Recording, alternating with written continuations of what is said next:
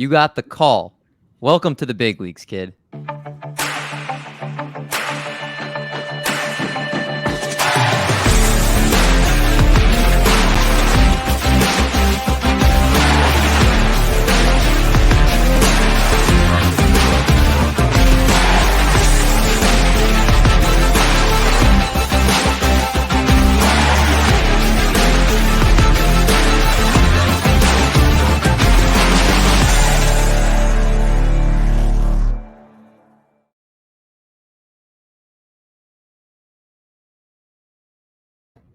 What's going on, everybody? Welcome back to the call up presented by Triple Play Fantasy. D Mendy, Baby Huey, we're back in the house tonight with another episode here of the call up, one of the top prospect shows that you can find right now on YouTube. And of course, we are always in your podcast feed. Baby Huey, aka Michael Richards, how are we doing, man? Doing good. Happy to be back for another week. Getting used to doing this more often, and we're excited. We got some really nice guests here today and coming forward. So keep following us each week. We're gonna keep bringing you some great stuff. Yeah, I mean, if you couldn't already tell how much better behind the mic Mr. Michael Richards is getting, he's teasing the current guests, he's teasing future guests. He's a pro, and he did a great job because if you're watching on YouTube, you can see the gentleman we have on the screen here. A man that I have to say his accolades, very impressive. This man is a part of the minor league team over at baseballhq.com for the last decade. One of his duties is writing an annual next year's top prospects column, and the 2022 edition went live for subscribers today. That is June 14th. So as soon as you're listening to this, you can check it out right now. His personal site is MLBanalysis.com, where he does deep dives into any prospect that catches his eye. He's also the author of the book, Visual Guide to Minor Leaguers, using graphics to find prospects. And you can find this man on Twitter at Nick Richards HQ. I told you guys his accolades are incredible. Now the man himself, Nick Richards, is in the house. How's it going, man? Hey, good to be with you guys. I appreciate the intro. It's fun to be here. Let's talk some prospects. A couple of guys named Richards. What's up with that? So we're gonna have the Richards Bros really go at it today. I love it. You said it before we kind of hopped on air here. The Richards Bros, Richards Squared. It's tons of great fun we can make here tonight. But we brought you on here, of course, because you are one of the top prospect minds in the game. And our goal here each week is to not just hear from Michael and myself, but to hear from some of the best all across the interweb here. And we, of course, as you guys know, do that every single week, starting with our players of the week. And that's what we do is we look at players over the past week that have caught our eye, both from the hitting and pitching side. And kicking things off here is Spencer Steer, a third baseman / second baseman in the Minnesota Twins organization. Over his last 10 days in AAA, his numbers have been absolutely staggering, just across the board here. So please, why don't you go ahead and, Nick, tell us a little bit about Mr. Steer here. Yeah, Mr. Steer, someone that I really hadn't focused on until this year, but he really grabbed my attention because I really like guys who have good bat control, and he has really shown that in his career. Year after year, level after level, the guy doesn't strike out more than about 15% of the time. One exception being his first taste of AA last year, where he went up to 26%, which isn't awful, but for him, it's terrible. This year, he repeats AA, 15%, like a metronome. The guy falls out of bed. He strikes out 15% of the time. He also draws walks. He's drawing walks at a 9-10% rate.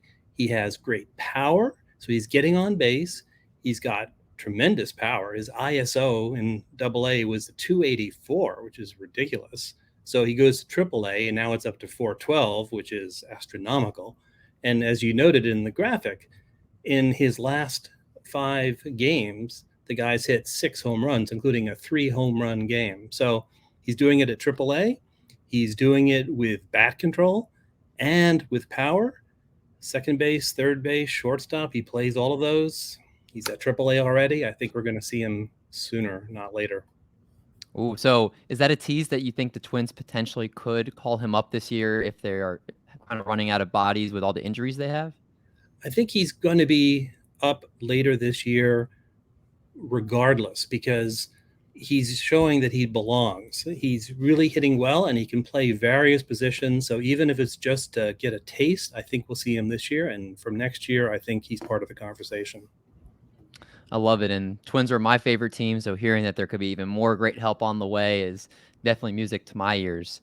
Mike, a player that you're no stranger to, I'm going to start calling him Mr. Michael Richards here. Esteury Ruiz, outfielder in the San Diego Padres organization, is a regular on this show. And over his last 10 days, he's continued to be hot at the plate. Yeah, I actually struggled more than ever this week to find a hitting prospect to highlight, and it's because we talked about Esteury Ruiz a couple times the last 2 weeks, actually. And when I kept doing all my filters that I do to look for hitters, with stolen bases and showing some power, low strikeout rates, it was him and Corbin Carroll again this week. Since Corbin Carroll's #1 overall, everyone kind of knows, about him still. I just decided to go with Esteury Ruiz again. He's actually improved since he's moved up to AAA. I mean, it's only 30 plate appearances, but he's hit 3 home runs with 4 steals. He's only struck out, 20% of the time, 13% walk rate, just a 242 WRC plus. Basically, this is everything that I want to see from a player breaking out. And it's just a bonus that you're getting this elite speed on top of it. He's been added, and his own percentage is probably doubled in the last 2 weeks, but this is still a player I think we should be targeting aggressively in Dynasty and redraft. Well, not necessarily redraft, but Dynasty leagues.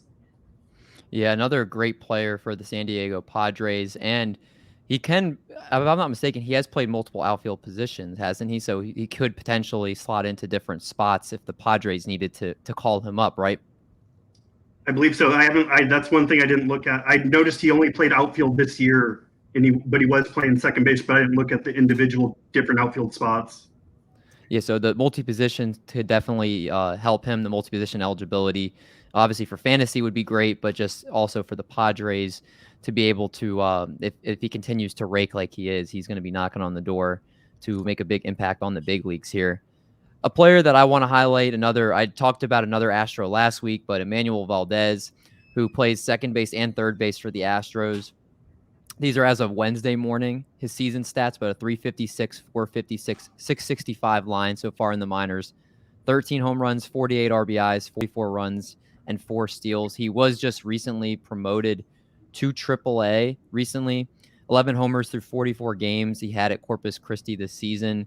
And then he goes and hits 2 home runs. So he also, at the time of his assignment to Sugarland, he led the Texas League with a 357 average and tied for first with a 12 OPS. And just absolutely tearing the cover off the ball. Already in AAA right now, a 350 average after in AA, a 357 average.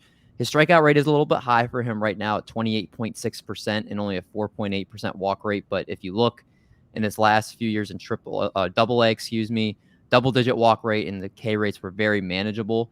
This is somebody, he's 5'9". I do think he's kind of I've heard people compare him to Jose Miranda as far as that he doesn't really have a firm position, but he's someone who has a good bat that they could just move around to get his bat in the lineup, and somebody that could help the Astros out at some point, maybe at the end of this year, if he continues to rake. That's what I would expect. But Manuel Valdez is somebody that I think you got to keep on your radar, especially with a lineup like the Houston Astros. So you like to see a 3-4-5 batting line from a batter. When you see a 3-4-6, you really take notice. That's really impressive.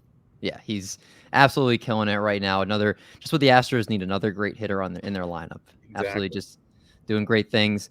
On the pitching side, if you've been watching this show, you've seen his name pop up before, and if it pops up twice, you really got to take notice. And Ken Waldichuk in the New York Yankees organization right now, a lefty at that, doing great things and the Yankees, I think, have been, as much as any team, really trying to work with new age type of pitching grips and different types of pitches with their minor leaguers and their starters to great success this year. So I'm very intrigued in him. And why, Nick, should we continue making sure we're investing heavily into making sure we keep our eyes on this gentleman? Now, you're right about the Yankees. They've got this pitching factory going where they're just producing arm after arm. He's a guy, he's got a 4-pitch mix. So this is a guy who's going to be a starter. He's got a plus fastball. It only goes to 94, but he's a lefty, and that works. And some great lefties have pitched in Yankee Stadium and done really well. And the guy gets strikeouts. He just strikes out a third of the guys that he faced in Double-A. He goes up to Triple-A. He's again doing it. I noticed him, especially this week. He had a game against the Syracuse Mets, 6-inning game. Struck out 11, walked only 1, allowed a couple of hits. That's a dominant effort. The only knock with him has been his walk rate. It's elevated, like a 10-11% rate. His strikeouts are enough to keep the whip low. He just erases them. But he's really coming into his own now. And now he's doing it at AAA. So, bringing him to the Yankees lineup is not easy. They always have a lot of arms there. But I think we're going to see him, if not late this year, then definitely next year, because he's already doing it in AAA and he's showing he belongs. Do you think if he comes up this year would be to be kind of like a middle reliever bulk arm rather than a regular starter? In all likelihood, unless more injuries hit the Yankees than they have already. They've been really lucky so far. They've had a great stretch, so there's no need. They've got other guys. They got J.P. Sears. He's already pitched once. He could get the call first. So yeah, I think if he were to come up this year, it is probably start out in the bullpen, and especially until he gets the walks under control. But when he gets that figured out, he's going to be a great arm.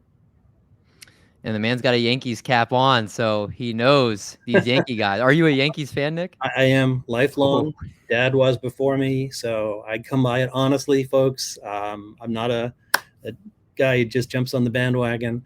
I realize this year I'm talking about a really great team, but I like what the Yankees do with the pitching.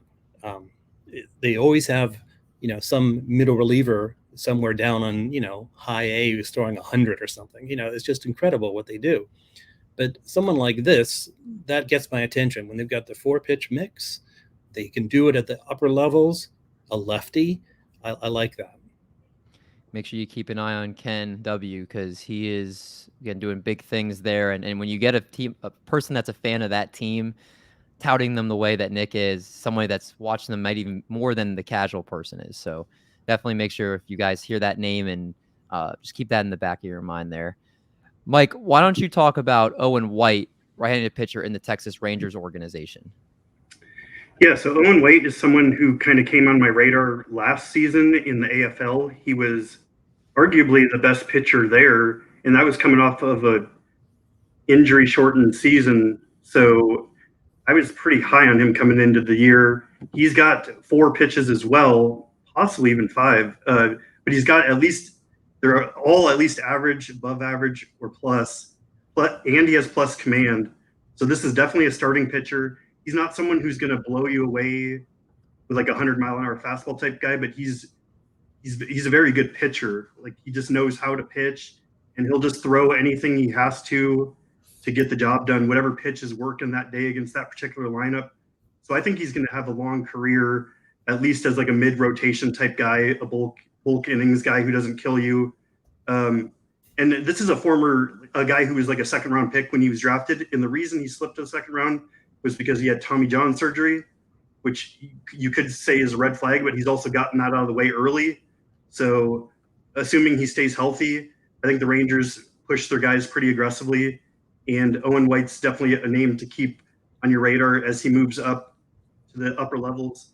And one other thing I should mention is his xFIP is actually almost a full run lower than his ERA this year. So he's actually pitched better than his stats look.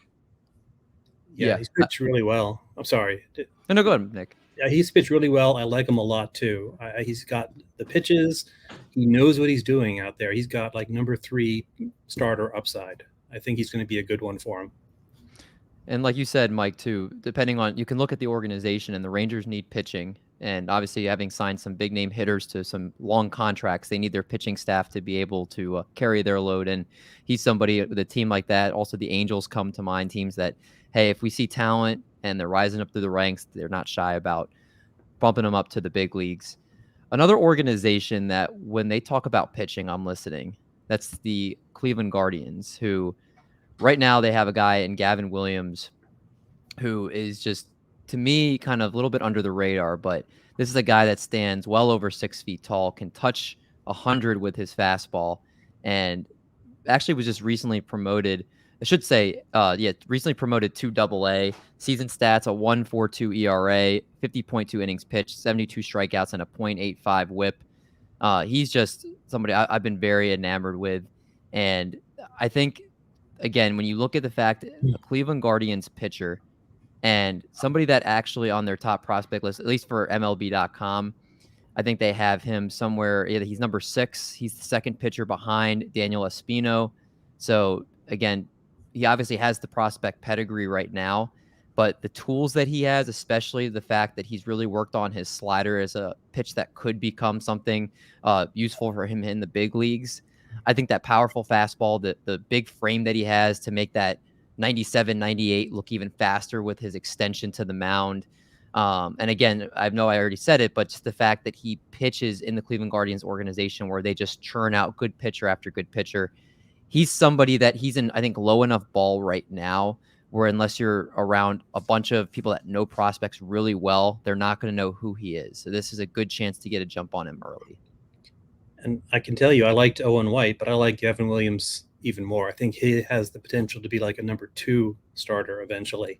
He's got 2+ pitches already, and that's a good thing to build on. So, yeah, good choice. Yeah, I think. Go ahead, Mike. No, I was just saying I agree. I like him even more than Owen White. He's already a top 100 prospect, arguably a top 10 pitching prospect for me right now. Yeah, he's, again, a lot of these guys here, some of them range between, you might see them on some prospect lists, others you not, but again, keep these guys' names in your head because they're brought up on the show for a reason, and you guys can make sure you're ahead of your league mates here if you're in dynasty leagues, or just, again, if you just enjoy watching great players pitch or hit. These guys are all doing great jobs here. Let's go to some. I'm sorry. I was just going to say, one of the things I talk about in my book is you can't wait for some of the top lists to catch on to these guys. By the time you do, everybody in your league knows about them. I'd show you how you can find these guys using the skills that you want to look for. And yeah, if you haven't gotten Gavin Williams by now, grab him. All right, let's check out some notable promotions. So players that rose up the ranks over the last week here. Gabriel Moreno, one of the top 10 prospects in baseball, was called up by the Toronto Blue Jays and should get extended playing time now with Danny Jansen out on the IL for an extended period of time here. Ezekiel Duran with the Texas Rangers, a guy that can swipe some bags, obviously a nice fast player, quick player, somebody who can, hit some home runs for you. Not necessarily a big power hitter, but somebody that should be able to help you in any roto league you're in. And then Khalil Lee with the New York Mets also on this list. Some players that I did not get on the slide, but also bringing up here.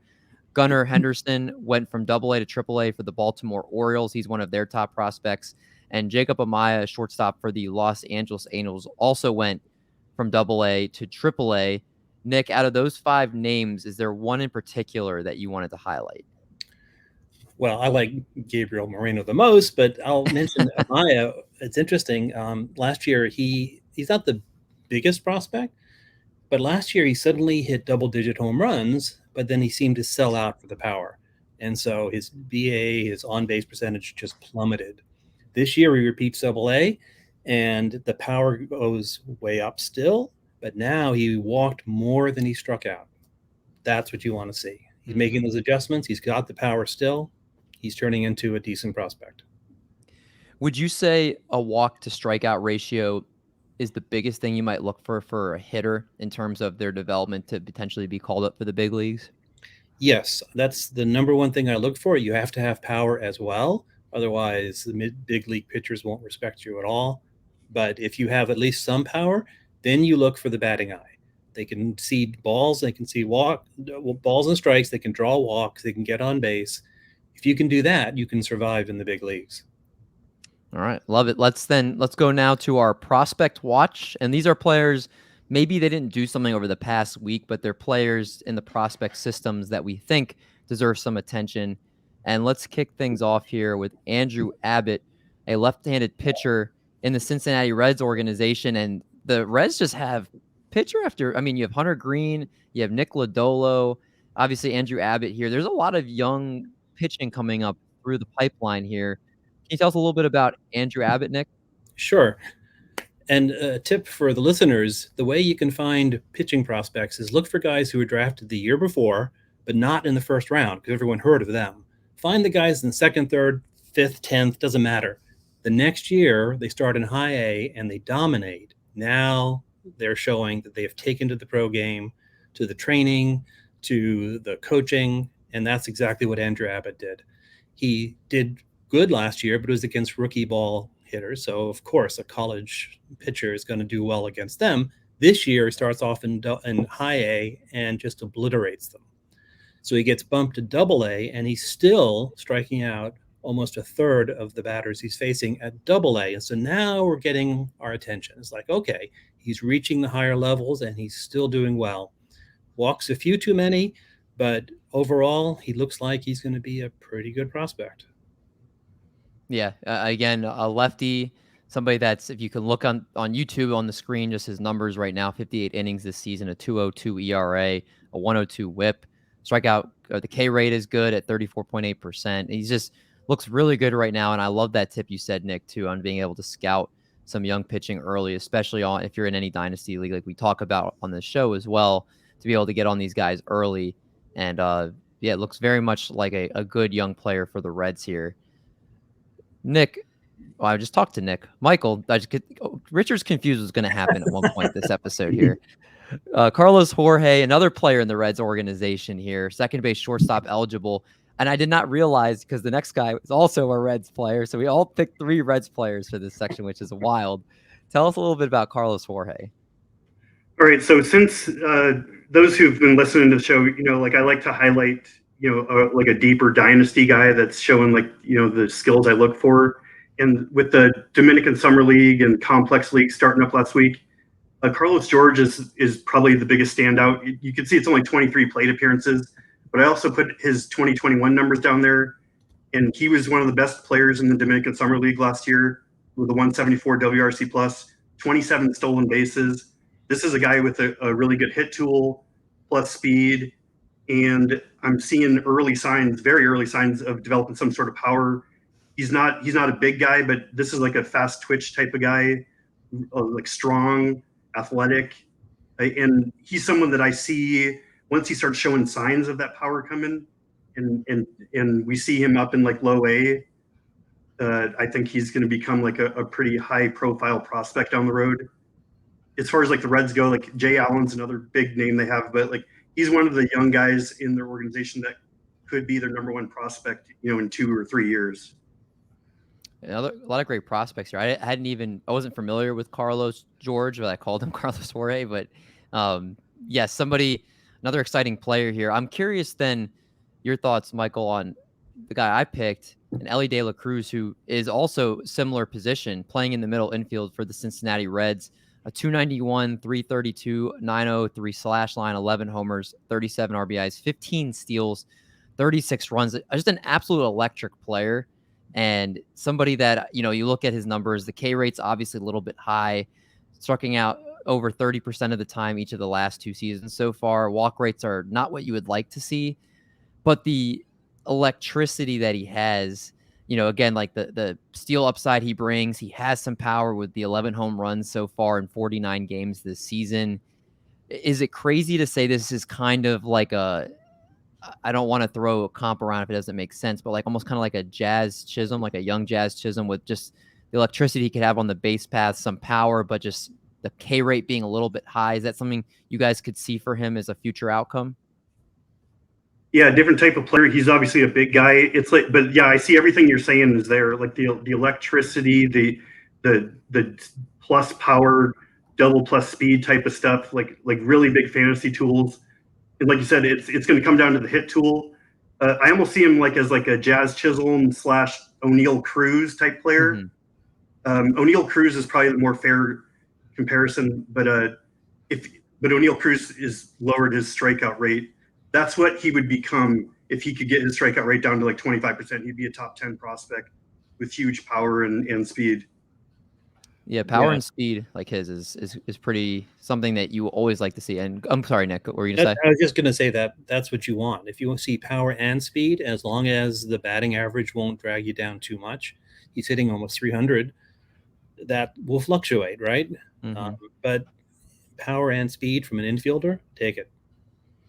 Yeah, and obviously the batting average right now that could change a little bit. He has had an historically high BABIP so far in the minor leagues, 380, and then in 2021 a 531, 372 once he went to the next level, and then this year a 393. So I think the speed definitely helps that BABIP.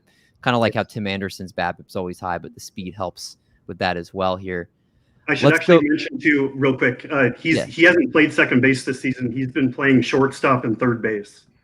Good And catch I think, there, because yeah, I forgot where I saw that they said they listed him at second base. I think fan tracks has him listed at second base possibly. Okay, yeah, so that's a good call, and always keep it in mind. A lot of these guys we have on, Michael, always, of course, they're plugged into where these guys are playing. So that could mean, they'll shift around the diamond or entrench at new holes in the lineup or in the infield there. So good call out there. Our last segment, who's next? Players that are on the verge of the call. And Vinnie Pasquantino, if you guys haven't seen the Twitter account, has Vinnie P been called up yet? I don't want that account to end, so I kind of have. That's the only reason I'm glad he's not called up yet.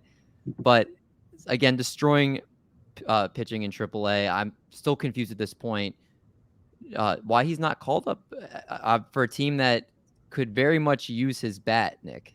Yeah, I mean, their first baseman is doing so well this year. I mean, you can understand. No, you can't understand why he's still in AAA. He's destroying AAA. And to be fair to Vinny, he destroys everything, right? Every level he goes to, he does not strike out. It's amazing. He walks as much as he strikes out. It doesn't matter what level you put him in. That's what he does. And he has the power too. And the problem with these power hitting first basemen is if you get a guy who doesn't have a good batting eye, and so you get these really low batting averages, well, you reluctantly take the 20 or 30 home runs. But isn't it nicer if you have a guy who gets on base as well as has power? And so that's what he's done. And it didn't matter that he got to AAA. He's still doing it. There's really no excuse at this point. And so I keep waiting for this show to start thinking, oh, am I going to miss out because he's going to get called up? I expect him any day. If he's still available, grab him. He's going to be, look, any player comes up for the first time, there's always potential for struggle, but this is the kind of bat that could succeed right away. Yeah, he's somebody that, again, I think everybody's kind of anxiously waiting for when it's going to happen. It doesn't help that Carlos Santana has picked it up at the plate recently, but yeah, somebody that should be a great player for fantasy, a great player for Kansas City when he does get the call here.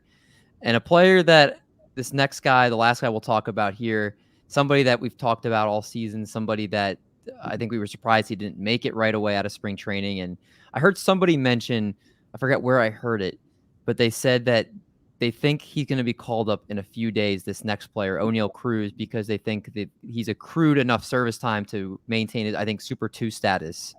So that I think that runs out in 3 days. So this is, part of me thinks this next player, ONeill Cruz, will be called up by our next show here, Michael. Yeah, absolutely. I actually think shout out. I think it was our former guest Brendan Tuma that had posted. I think I saw that on Twitter that he posted about. But yeah, that's what the Pirates have to be doing here. He's, as you can see, the last 30 days. I mean, he started off slow. There was questions about what was going on there. Personally, I think it was mental, just the disappointment. He thought he was going to make the team, just getting sent down. He just wasn't into it. But he's doing everything that you want to see him do at this point for the last month. Lowered the strikeout rate down to 20%. He's taking walks. The power's there. The speed's there. And he's a guy that hits the ball extremely hard. Everyone knows that. This guy could be one of the top exit velocity guys in the league from a middle infield position. So if he doesn't kill you in batting average and he gets going, this is the kind of guy that you could plug in and could be a difference maker for you down the stretch. Because once the Pirates do call him up, he should be in the middle of their lineup playing every day. And just his position and his power speed combined He's mostly rostered in all leagues at this point, but if somehow he's out there, I'd even stash him in like a shallower redraft league right now. Yeah, a 12-team league, I would definitely take the chance on him. And again, he's after a very abysmal first month, people talking about maybe he was just in his head being demoted after a great spring training. He's really turned it around. And so as you can see on the graphic over the last 30 days. So somebody, again, if he's out there, especially with the fact he could get called up in the next week, try to beat your league mates to him and go pick him up now anywhere you can. On that note, guys, that's going to wrap up another episode of the Call Up Week 9. Nick, man, thanks so much for coming on the show. Please plug all the great work you do one more time and where people can find you. Yeah, baseballhq.com. For subscribers, I'm part of the minor league team. I also have my own site, milbanalysis.com, where I can write about anybody I want to. And I take requests from readers. If you follow me on Twitter at Nick Richards HQ, NICK Richards HQ, I will analyze any player you ask me to do. So just go ahead. And thanks for having me on. It's always great to be with you again, Michael. I've been on podcasts with you before. I'm always glad to be here. Yeah, very much enjoyed having you on here. And again, if you guys are not following him already at Nick Richards HQ, you got to change that. Go follow the man and go check out all the great work that he does. And make sure you also follow Baby Huey at his handle at MP Richards 1981, because he's always putting out tons and tons of great prospect work as well. And if you guys enjoy the show, please make sure if you're watching on YouTube, you guys like the video. Make sure you're subscribed to the channel and hit the bell so you don't miss when we drop the Call Up, which is now going to be every Wednesday morning. And if you guys are listening to the podcast, make sure you guys are subscribed so you don't miss when we drop that every Wednesday morning on the podcast feed. So appreciate you guys for tuning in. For Nick, for Mike, I'm D Many. We'll catch you guys next